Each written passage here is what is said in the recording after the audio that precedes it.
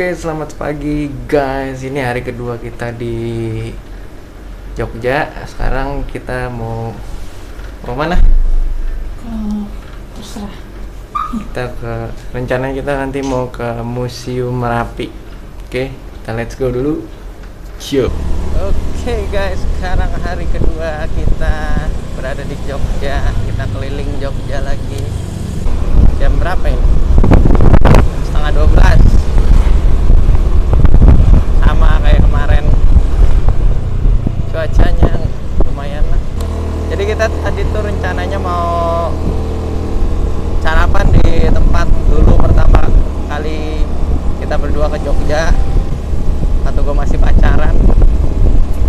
Jadi gue pernah makan di warung itu murah banget, nasi goreng 8.000 udah komplit. Nih di sebelah sini kanan, di sebelah kanan tuh yang sekarang jadi pohon pisang guys, udah nggak ada apa-apanya. Gila, udah berapa tahun gimana mau ke sini? 2 tahun lebih Iya, kali. 2019 kita kesini. Masa? Iya. Emang 2019 ya? Iya, 2019. Oh, iya ya. Ya jualannya sih kayak emang kayak warung rumahan gitu, cuma ya enak, murah. Makan banyak banget di situ, cuma habis berapa? Nggak 20.000 nggak ada kali. 20 lah. Udah, kita cari makan lain aja.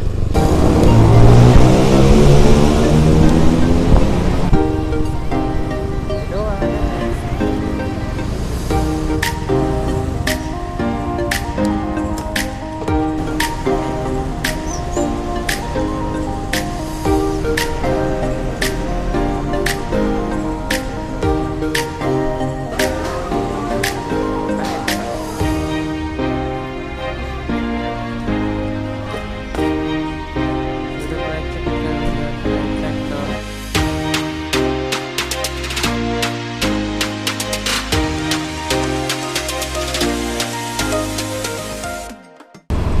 Kita mampir dulu ke Malioboro. Kalau ke Jogja kita nggak abdol kalau nggak ke Malioboro.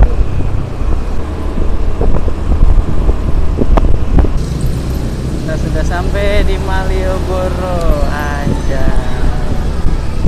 Oh, nggak terlalu rame. Bener kan, nggak terlalu rame.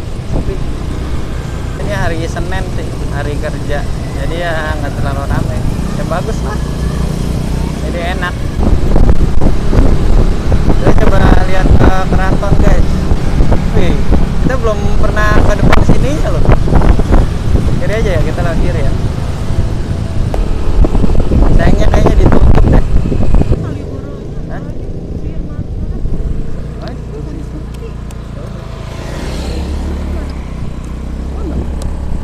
Belok kiri.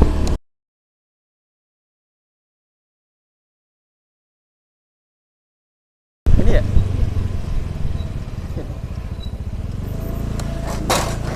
Kiri mana? Ada motor.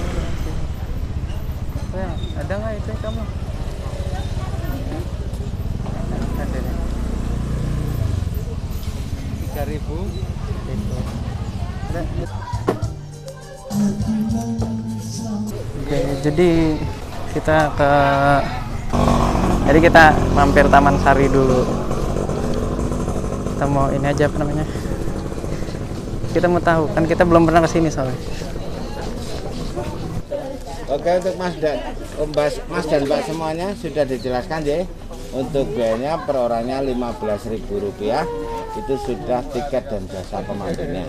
Oke, bisa saya bantu untuk dikolektifkan per orangnya Rp15.000. Oke.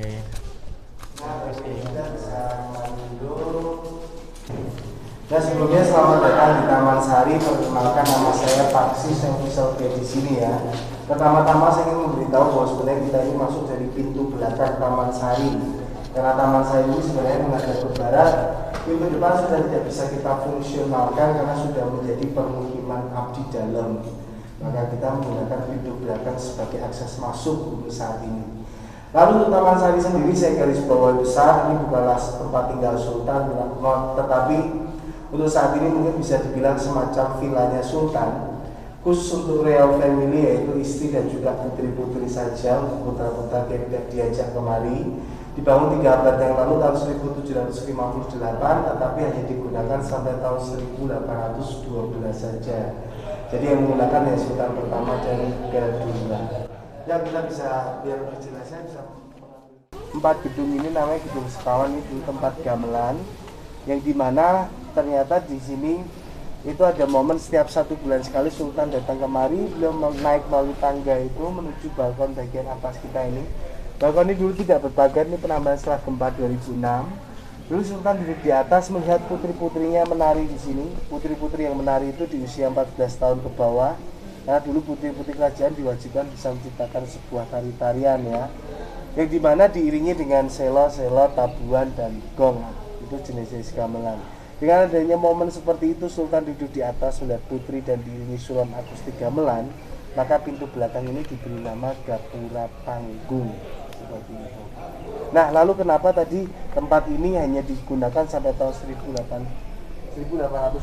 Sedikit kembali informasi, kita semua tahu ya, di tahun 1800-an Belanda sudah mulai masuk.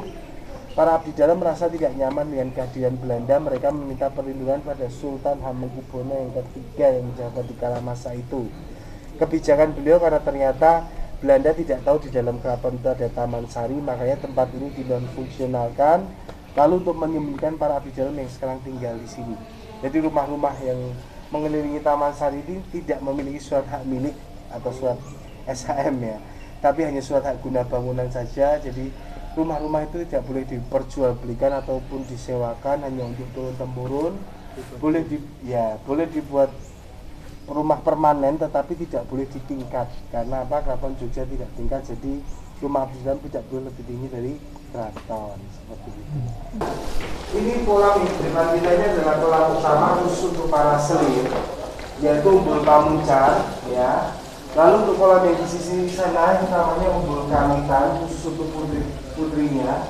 Jadi 2 kolam ini terhubung di bawah jalan, kita bisa melihat ada 3 lubang itu. Jadi untuk para selir bisa menghampiri putri-putrinya, tetapi sedikit peraturan kultur di dalam masa itu, untuk para putri-putri tidak boleh masuk ke kolam utama. Lalu di balik castle ini ada kolam lagi, nanti kita ke sana. Nah, kolam private poolnya khusus untuk Sultan dengan permaisuri lebih kecil, namanya Umbul Tanguras. Kenapa kolam-kolam ini diberi nama umbul? Karena dulu bawahnya bukan semen semacam ini, melainkan tanah dan pasir yang dimana dari konotasi air yang keluar. Jadi umbul atau umbul. Dan di sisi kanan tempat ganti selir, sisi kiri tempat ganti putri-putrinya, ini tempat ganti permaisuri. Nah, ini private poolnya yang di sini ya. Kolam lebih kecil karena yang dipakai berdua Sultan dengan permaisuri saja. Keterangannya singkat, pasti mereka bermain air ya. Setelah selesai mereka berdua masuk, untuk Sultan menunggu di tempat final atau happy endingnya, kasurnya. Tapi untuk permaisuri disuruh berdandan dulu di sini. Di sini yang di sana belum ada itu adalah semacam guci ini, saya sudah dibuat menggunakan semen ya. Ini sebenarnya dulu terbuat dari batu hitam atau batu sungai yang mengkilat itu, bukan yang buat copek yang mengkilat ya. Jadi isi air, fungsionalnya bukan untuk cuci muka, bukan untuk minum, bukan untuk baju kotor, melainkan difungsionalkan sebagai tempat berias atau bercermin, natural mirror. Dulu belum ada eyeliner ya. Tapi catatan dari saya bukan berarti di kala masa itu belum ada cermin, tidak. Zaman Fir'aun sudah ada, perdagangan pertama kerajaan Sriwijaya juga cermin. Tetapi ternyata Pangeran Mangkubumi yang tidak tertarik dengan cermin, karena cermin masih kental sekali dengan faktor magis atau sihir. Jadi beliau lebih tertarik menggunakan batu hitam dan air sebagai natural mirror. Setelah permaisuri berdandan cantik, pastinya menuju di mana Sultan menunggu, yang dimana kasurnya memang dibuat permanen seperti itu. Di situ pastinya adanya hubungan emosional yang baik antara Sultan dengan permaisuri. There won't be one more time, so we gonna do this tonight. There won't be one more time, so we gonna do this tonight. There won't be one more time, so we gonna do this tonight. There won't be one more time, so we gonna do this tonight.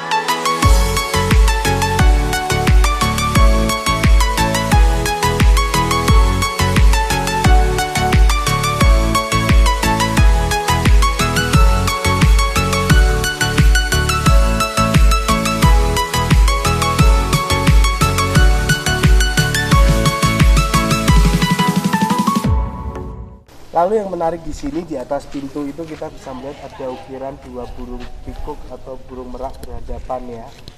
Itu namanya lajering sekar sineseping peksi. Lajering sekar sineseping peksi itu sepasang burung yang sedang menghisap sekuntum bunga. Ternyata itu menunjukkan tahun selesainya dibuat Taman Sari. Tadi dibangun tahun 1758, selesai 1765, dibuat selama 7 tahun. Lalu ternyata di middle sini, di tengah sini ada bangunan 2 lantai, namanya Gedung Lopak-Lopak. Dulu difungsionalkan Sultan memberikan upah kepada abdi dalam. Jadi kan kenapa saya ibaratkan upah, karena abdi dalam itu pekerjaan yang tidak memiliki sanksi, itu hanya sebatas kontribusi iman ya. Jadi bukan price money melainkan price imani, jadi saya ibaratkan upah gitu. Rumah ini dulu adalah danau buatan atau segaran. Ini objek terakhir kita untuk semuanya. Thanks for visiting, have a nice trip. Oke guys, jadi itu tadi perjalanan kita di Taman Sari. Di Taman Sari itu adalah semacam tempat pemandian sultan atau raja dari Jogja. Jadi buat informasi aja, kalau di Taman Sari itu jadi kita nanti untuk masuknya, tiket masuknya itu sebenarnya 5.000, cuma karena pandemi kita tuh wajib didampingi sama tour guide. Nah, tapi tenang, memang harga tour guide-nya 100.000, tapi tenang aja karena kita tuh nanti bakal ditahan dulu, belum boleh masuk sampai kloternya penuh. Jadi kita tuh kayak nunggu kloter, misalkan kita datang berdua, itu kita nunggu kloter sampai kloternya 10, jadi kan otomatis satu orang Kalau udah datangnya udah siang, nggak sampai 10 sih, ya 8 gitu kalau udah jam berapa. tapi kan kita udah jam 2. Ini kita udah 2:30 kan dia tutup. Oh iya, mungkin kalau udah mau jam tutup mungkin ya mau nggak mau kan nggak ada lagi orang. Tapi kalau masih jam siang sih otomatis kayaknya masih banyak, jadi lu bisa kolektif, istilahnya bayar tour guide-nya kolektif, jadi lu nggak perlu takut mikir tour guide-nya mahal kesini sekarang, enggak kok, karena lu bisa kolektif. Jadi per orang ya total tuh 15.000 per orang, 5.000 tiket masuk, 10.000-nya buat tour guide. Jadi tour guide-nya 10.000 kali 10 orang kan jadi 100.000. Dan itu enak sih kalau pakai tour guide-nya tuh, enaknya dia tahu tempat buat foto yang bagus, angle foto kita difotoin, terus kita dikasih ilmu juga, ya kan guys? Iya benar. Ya kan guys, ya kan yang iya. Oke. Kita lanjut lagi, nggak tahu mau kemana, mungkin pulang, mungkin juga lanjut kemana. Let's go. Our days will never end, yeah. No, our days will never end, yeah.